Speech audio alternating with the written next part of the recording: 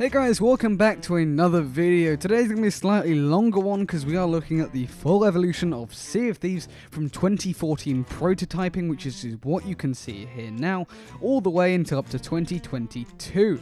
So the first stage of this whole thing was what's known as the bean and stick prototyping.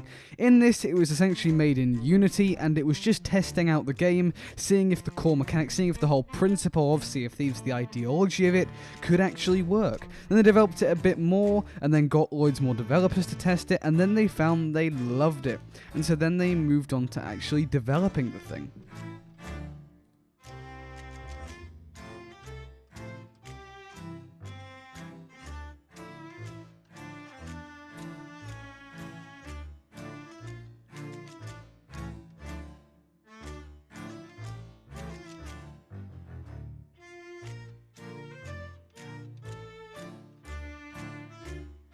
E3 2015 rolls around, and that is where the game is announced in person, and the audience reaction was amazing. It's an unrecognizable game to what it is now with regards to graphics, but you can see some semblance and also just the mechanics.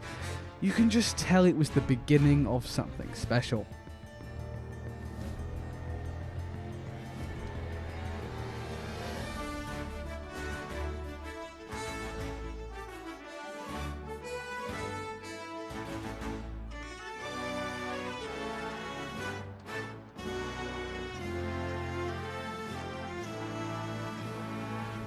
Then came the technical alpha in 2017. It was only about 1,000 insiders were given access to this, but you could play Sea of Thieves for the first time. It was a very raw game, and as you can see here, the graphics were very, not bad, but just different to what they are now. Everyone loved it, and the just reaction from everybody that played it was superb.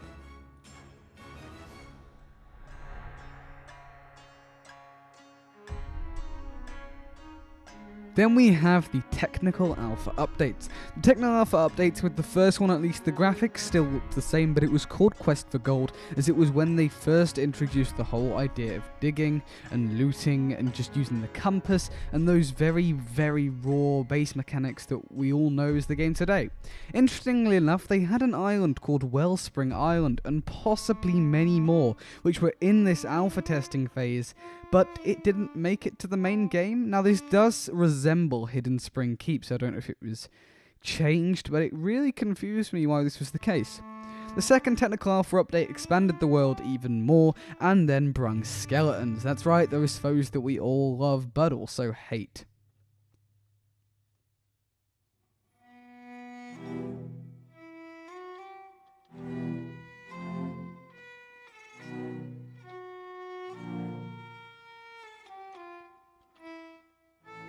The final technical alpha update is when the graphics really started to look what we see now. The sloop was introduced and everything was just improved.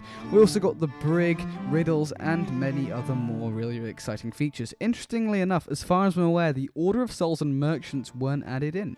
But we got scuttling, merfolk returning you to your boat, and just a ton more.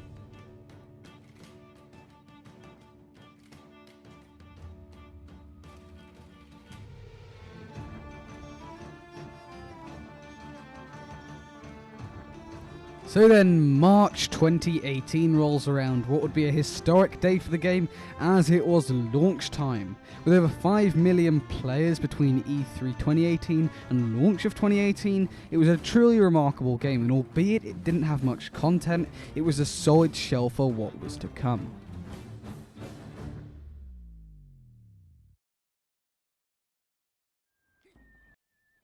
The first major update for Sea of Thieves rolls around in May of 2018, called the Hungering Deep. With the first hint of a campaign, you're tasked with tracking down a mysterious new character called Merrick's ship, journals, and then learning of a mysterious creature called the Megalodon, which of course we all know in real life. You then get the joy with summoning it with a drum, but you have to have 2 crews there with you. The fight was a lot harder back then than it is now, like extremely hard back then, and the holes it would put in was immense, but it was worth it, as you would get a really rare nowadays Megalodon figurehead at the end.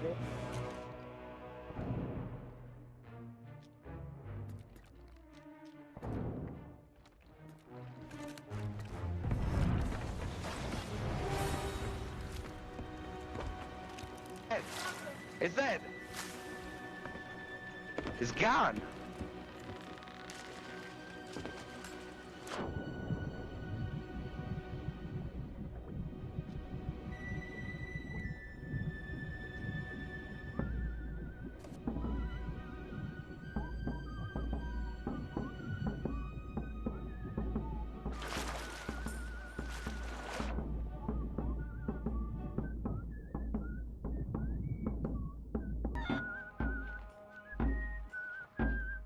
Smooth sailing, friend.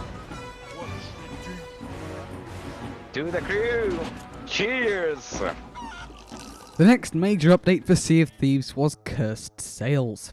In this update, skeleton crews had taken over the world under the command of a fearsome character called the Warsmith, aka Wanda from Golden Sands Outpost, who had discovered Flameheart's ship and found his cursed cannons, and therefore turning her into a skeleton.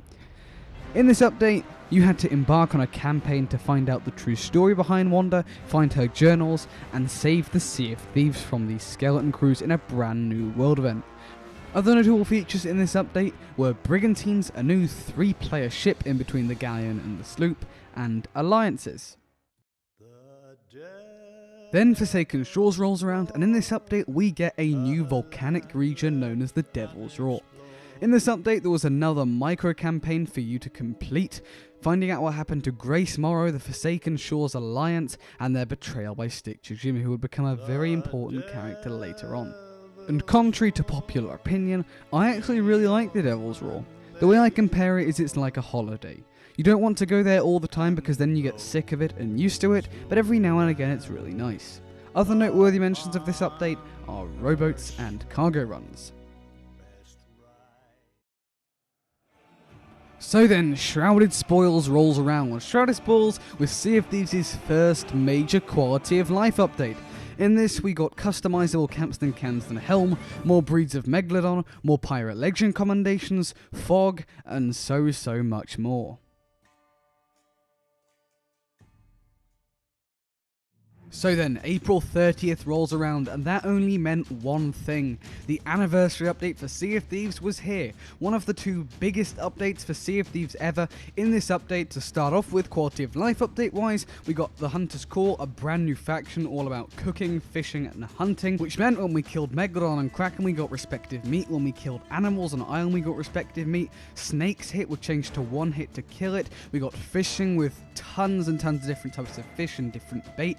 Harpoons, the arena, which was a whole separate game mode on its own, and then the star feature, Tall Tales Shores of Gold. This was the first big campaign that we'd ever seen, and it introduced some absolutely stunning and phenomenal mechanics. This 9-part campaign is the biggest we've seen, although not the most sophisticated. I still had so much fun with this my first time playing through it, and no one saw it coming. It's the closest that we'll ever get to a story mode for Sea of Thieves, and so many new things were added with this, including the fabled Skeleton Lords, which we'd only heard about in books or just other places of media that wasn't in Sea of Thieves, and it also introduced the wider world to link into the Athena's Fortune novel. It was such a great update.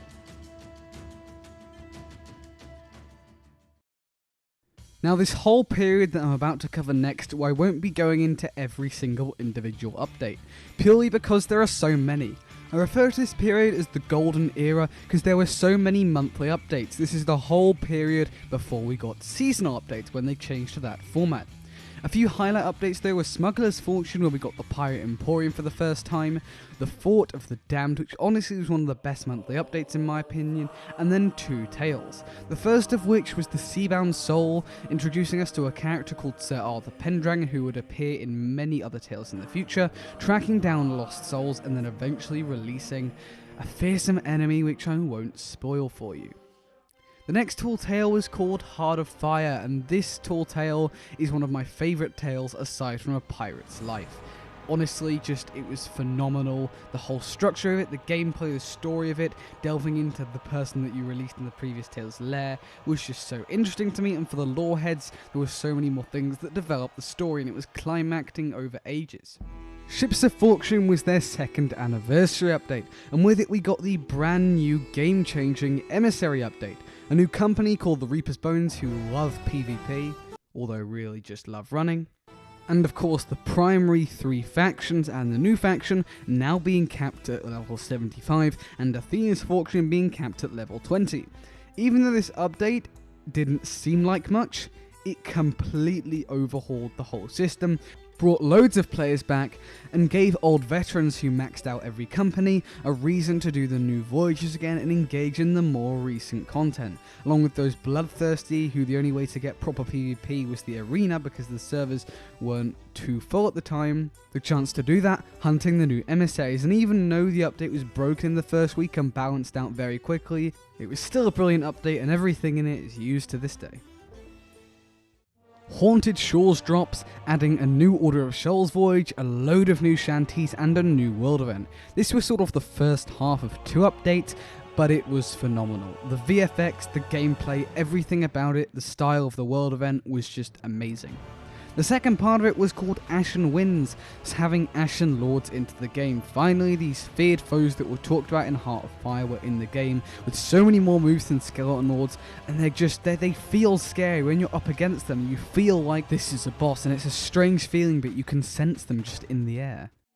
Then Vaults of the Ancients rolls around. Now Vaults of the Ancients was a new update that repurposed the old Tall Tale Vaults into new Gold Hoarder voyages that you could use with a Golden Wayfinder finding totems in a Tomb Raider style mission. This is the best voyage in the game by far, and still to this day I do it, and in my opinion if I still do content that was added in an update to this day, then it was a pretty good update.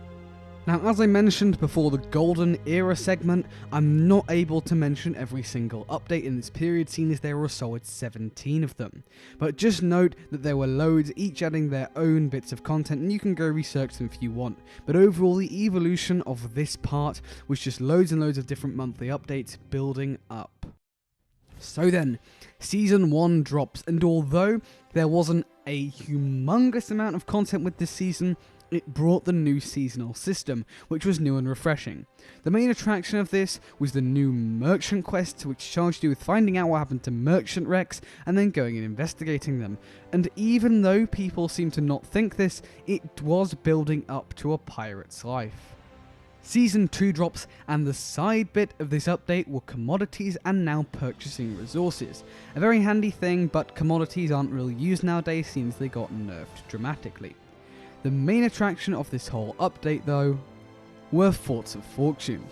These rare world events were as rare as old forts were back in the day, contained so much loot and were 18 waves of hell.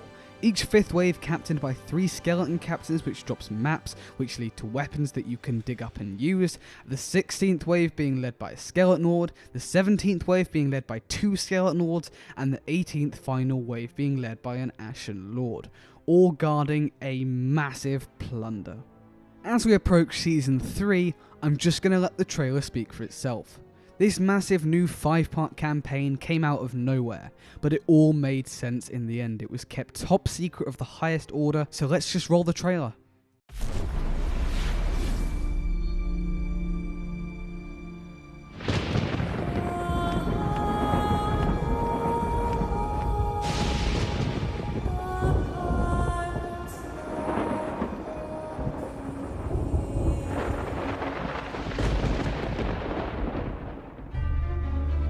An ill wind blows from beyond the horizon.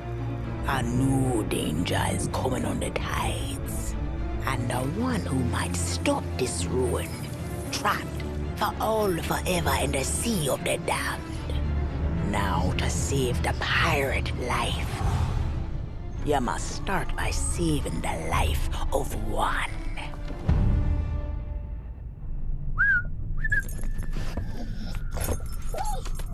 Oh, didn't realize we had company. Captain Jack Sparrow.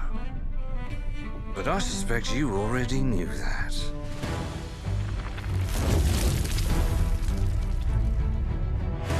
Because of the treasure Jack stole, a darkness followed him here. And if it's not stopped, this world will sink into shadow. This sea holds many secrets. Ah, a new body at last. All I can do is show you the way. From what I hear of this so-called Sea of Thieves, It's nothing but cursed crews, bloodthirsty mermaids, a legion of dead, angry pirates. Ah, yes. And now, one Davy Jones. Sparrow! Well, I believe that now is the perfect time to use these cannons. A world without the eternal abyss is a world that refuses to face the truth. Nothing lasts forever. Destroy them!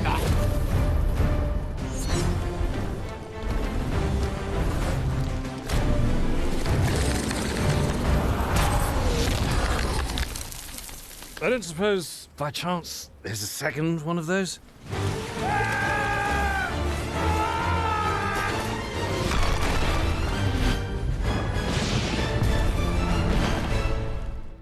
The Sea of Thieves, eh? Bring me that horizon.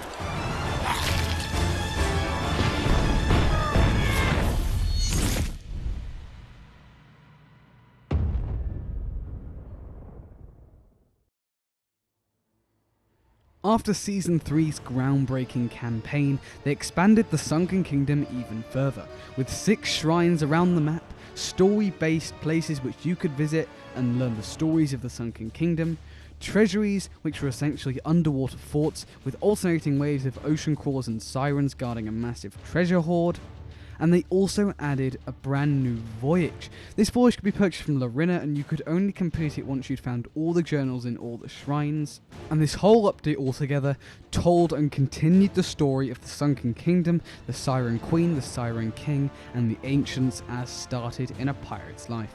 Basically tying lots of loose ends together, but at the same time opening so many more up as Sea of Thieves usually does.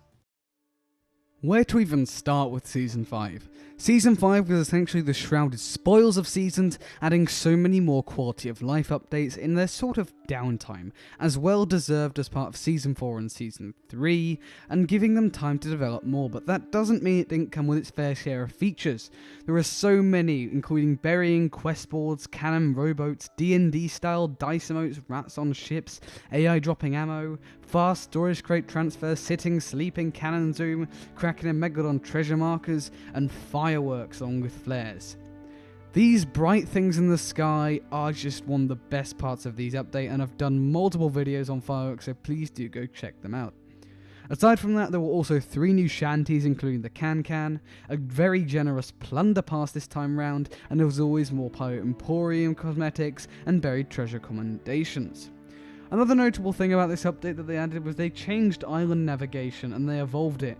They added tool-tier mechanics like traps and pulleys, and general mechanics such as them on islands like Thieves Haven, Ponder Valley, Old Faithful, and others. I really hope they add more like this in the future. Overall, this update won't keep players' retention for long, but as part of the Festival of Giving, they did start teasing some Season 6 content by what we can decipher, so I'm really excited about that. That does bring us to the end of the video, however, so thank you so much for watching this little tour of the evolution of Sea of Thieves. This is a way longer video than I normally do, but I hope you did enjoy just seeing how this game went from little beans and sticks and Unity all the way to Pirates of the Caribbean content and now what it's turning into. I'm really excited for 2022 and just everything to come in it. If we look at what the game was at launch when we had 3 base companies, 3 voyages, a Kraken and a really bad loot fort every 3 hours, the game has come a long way. But anyways, if you could consider subscribing after watching this, if you did enjoy that would be greatly appreciated. But apart from that, thanks for watching and I'll see you later.